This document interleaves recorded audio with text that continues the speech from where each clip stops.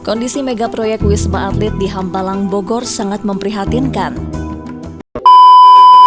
Izin memperkenalkan diri, nama saya Kadair Menawan, NIM 1311704 dari Prodi Teknik Elektro dari kelompok 15. Izin memperkenalkan diri, nama saya Iwan Hardika Yuda Pratama dengan NIM 1317127 dari kelompok 15.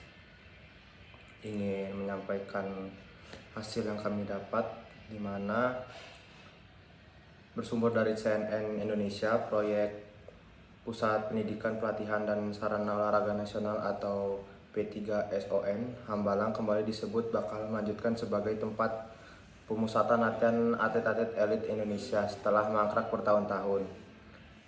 Mega proyek Hambalang dicetuskan sejak 2003 ketika Kemenpora masih berbentuk Direktorat Jenderal atau Dirjen Olahraga di bawah Departemen Pendidikan dan Kebudayaan. Proyek Hambalang dilatar belakangi kebutuhan pusat pendidikan dan pelatihan olahraga berkualitas. Pada tahun 2004 sudah dibangun masjid, asrama, lapangan sepak bola dan pagar. Lalu namun di sisi pengurusan sertifikat tanah di Badan Pemerintah Nasional belum selesai. Setahun berselang, perusahaan konsultan yang akan mengerjakan proyek Hambalang mendatangkan peneliti geologi dan diketahui struktur tanah Hambalang rapuh, yang dimana semula proyek tersebut bukan bernama P3SON melainkan Pusat Pelatihan Olahraga Pelajar Tingkat Nasional yang awalnya menjadi tempat pembibitan atlet usia dini dan remaja. Dalam pengembangannya pada tahun 2006, nama P3SON muncul dan berganti menjadi pelatih bagi atlet elit yang akan berlaga di pentas internasional. Perubahan nama sekaligus fungsi proyek Hambalang kemudian melejitkan angka proyek menjadi 2,5 triliun, yang dimana Kementerian Pemuda dan Olahraga dipimpin Andi Alfian Malarangen. Menpora sebelumnya, Andika Daud, mengaku hanya mengajukan anggaran sebesar 105 miliar. Selain asrama dan masjid, di kompleks olahraga seluas 32 hektar tersebut sudah berdiri sebuah gedung olahraga serbaguna dan kondisi baru 50%. Hampir sebagian dari 25 bangunan rencananya digarap di kompleks olahraga Hambalang sudah sekitar 75% dibangun. Pada tahun 2012, pada pemeriksaan keuangan menemukan penyimpangan dan penyalahgunaan kewenangan, di mana setahun kemudian Komisi Pemberantasan Korupsi atau KPK menetapkan vonis untuk Menpora Andi Malarangen, Sekretaris Kemenpora Wafid Muharam, Ketua Umum Partai Demokrat Anas Urbaningrum, dan beberapa pihak lainnya. BPK menyebut total kerugian negara dari proyek Hambalang mencapai 706 miliar yang didapat dari hasil audit investigasi pada tahun 2012 hingga 2013. Pada Maret tahun 2016, Presiden Joko Widodo sempat melihat proyek P3SON Hambalang yang tak terus dan mempertimbangkan kelanjutan proyek. Pada Juli 2020, Menpora menyebut telah mengantongi izin Jokowi untuk kembali menggunakan Hambalang.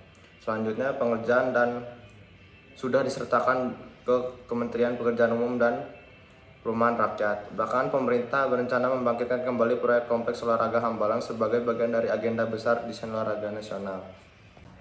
Berdasarkan yang sudah disampaikan oleh teman saya Iwan Hardika, adapun timeline dari pelanggaran etika profesi dari proyek Hambalang dapat dilihat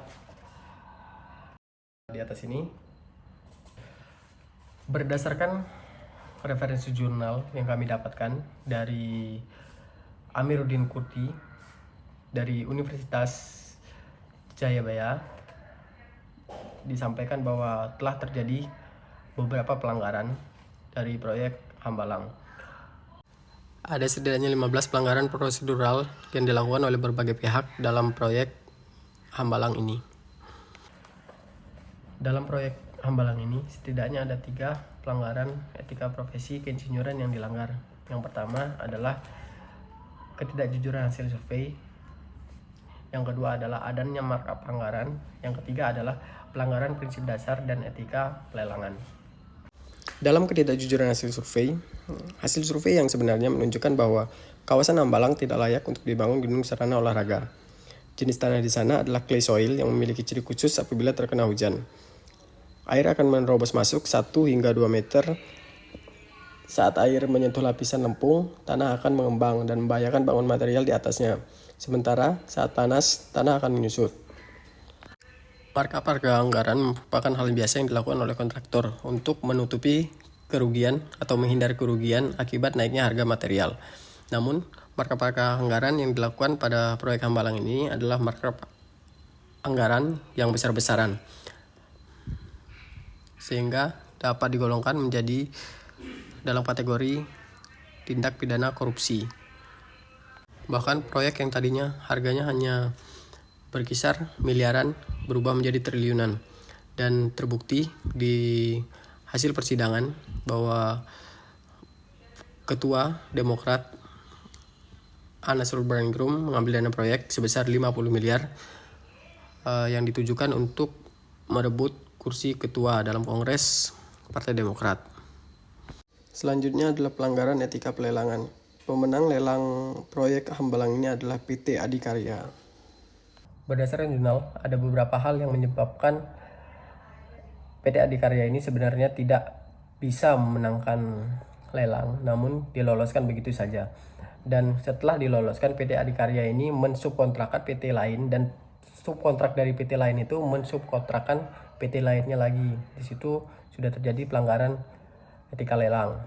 Lalu dalam proses pelaksanaannya pun, di dalam pelaksanaan tidak dipantau secara langsung oleh Kemenpora dan ke bawah-bawahnya dari pemerintahan itu sendiri, sehingga rawan terjadi korupsi dan pelanggaran dari etika profesian.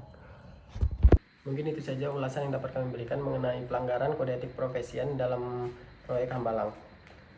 Kesimpulan yang dapat kami tarik mengenai pelanggaran kode etik dalam proyek Hambalang adalah: yang pertama, pelanggaran etika keprofesian dapat terjadi dalam berbagai bidang, dari skala kecil hingga skala besar, yang tentunya merugikan berbagai pihak. Lalu, pelanggaran etika keprofesian terjadi karena kurangnya pengawasan, baik dari segi anggaran, prosedural, hingga pelaksanaan. Sarannya, semoga pelaku profesi dapat lebih profesional dan mematuhi kode etik masing-masing keprofesian.